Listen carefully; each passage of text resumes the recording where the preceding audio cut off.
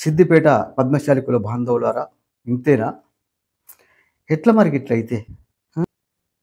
ఇంత జనాభుండి ఏం లాభము? ఏం సంకేతం ఇస్తున్నాం మనము?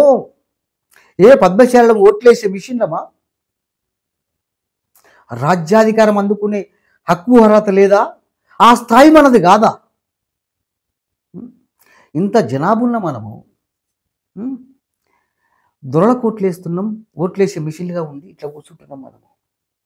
సిద్దిపేట విషయం తీసుకుంటే దారుణం. ఇట్లా ఒక పద్మశాలే కాదు, బీసీల పరిస్థితి అట్లే ఉన్నది. అది కల్వకుంట్రోళ్ళు గుత్తపట్టడం అయిపోయింది, సిద్దిపేటను గుత్తపట్టడం అయిపోయింది, కౌలు పట్టడం అయిపోయింది. కేసీఆర్ తర్వాత హరీష్ రావు తర్వాత ఇంకో రావు. ఇంతే. ఇక ఓట్లు వేయాలి,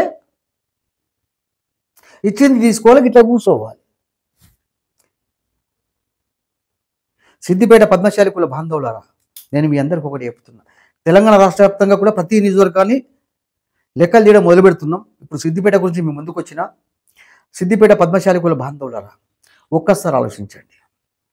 తెలంగాణ రాష్ట్రంలో 2028లో బీసీ ముఖ్యమంత్రి కావాలని మేము సర్వత్రా ప్రయత్నం చేస్తున్నాం.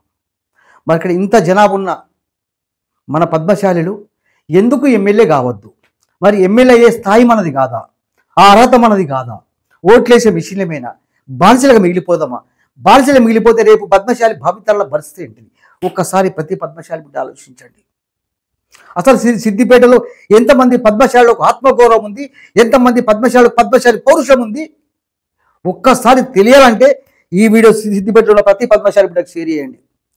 సిద్దిపేటలో ఉన్న నిజమైన పద్మశాలి బిడ్డలారా, ఈ వీడియోను సిద్దిపేటలో ఉన్న ప్రతి పద్మశాలి బిడ్డకు షేర్ చేయండి. భవిష్యత్తు ఎంతో ఖచ్చితంగా మనం నిర్ణయించుకుందాం.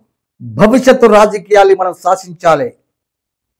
అందుకు ప్రతి పద్మశాలి బిడ్డ, నేను ఒక పద్మశాలి బిడ్డగా అడుగుతున్నా, ఈ వీడియోను సిద్దిపేట నియోజకవర్గంలో ఉన్న ప్రతి పద్మశాలి బిడ్డకు షేర్ చేయండి. ఖచ్చితంగా భవిష్యత్తులో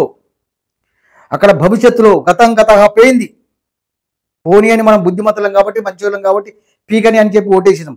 ఇప్పుడు అక్కడ సిద్దిపేటలో పద్మశాలి బిడ్డ ఎమ్మెల్యే కావాలని ఒక పద్మశాలి బిడ్డకు నేను అనుకుంటున్నా. కొండలక్ష్మి బాపూజీ గారి ఉద్యమం వారసులం. బాపూజీ గారి త్యాగం లేకుండా తెలంగాణ రాలేదు. మరి వచ్చిన తెలంగాణలో మన స్థితిగతులు ఏంటిది? ఎంతకాలం నిశ్శబ్దంగా ఉందాం? ఎంతకాలం ఓట్లేసే మిషన్లుగా మిగిలిపోదాం? ఎంతకాలం బానిసలుగా మిగిలిపోదాం? ఒక్కసారి ప్రతి పద్మశాలి బిడ్డ ఆలోచించండి.